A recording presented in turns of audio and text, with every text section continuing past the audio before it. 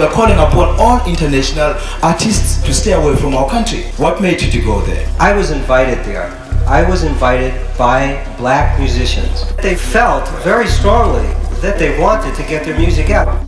Joe, when you were first talking to Paul about this, was this primary in your mind, how you wanted to make the movie? You know, when I was 25, that record came out, and I loved it, and I was an immediate fan, and I've played that record over and over again for the last 25 years. It's one of my favorite albums. And I was very aware of the anti-apartheid movement, and simultaneously aware that his album was criticized, which I never understood, because, you know, it's one thing to go and perform for white audiences and uphold an immoral regime by performing for, you know, just white audiences and not allowing, you know, they could neither afford the tickets nor were they invited to go to those concerts. But taking black South African culture and exporting it, to me, that was an incredible positive thing. And so when we first talked about the movie, I literally said, you know, I don't want to make a Paul Simon Puff piece. I want to tell this story. And he was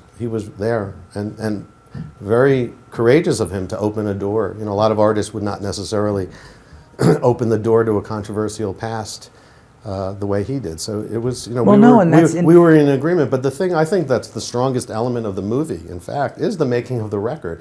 You know, we forget what he did musically was so revolutionary. We take it for granted now because music is often made this way. But to, you know, go into another culture, to assemble backing tracks and rhythm tracks and create a song, and then to put your own artistic sensibility on top of it and create your own thing, that was very new back then. And it's why the music is so, what I love about the movie is it actually, I think, Under African Skies kind of ends where most concert films begin. I mean, we dissect the songs and we see how they're made. People get an appreciation for it.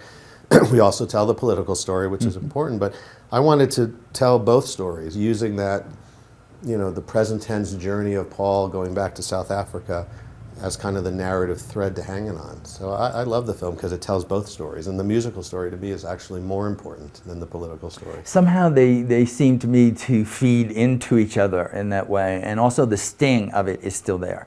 It's 25 years before where you're doing this trip, and yet when the album comes out and it's very successful, it wins a Grammy Award, and yet at home you're faced with the rich white guy has come to South Africa and stolen their music. Can somebody go and steal a culture? I mean, there were people who said then, well, you just went there and stole this.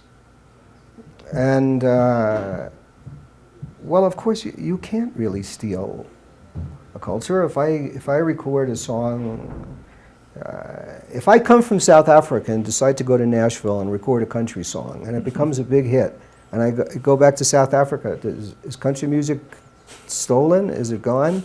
Will they stop making country music? If I go to South Africa and make a Township Jive record, and people like it a lot, is Township Jive no longer part of the heritage of Soweto? Of course not, you know.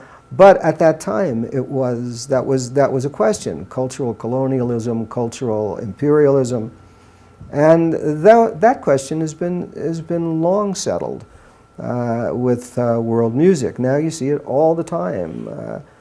You know, what made the question seem somewhat explosive was that it was an American white who went to South African black. Now, if you have a collaboration between a West African band and a Brazilian band, nobody thinks about that. Nobody thinks about any of these. No, we live in a world of sampling, don't we? Exactly. Yeah. There's always the question of race.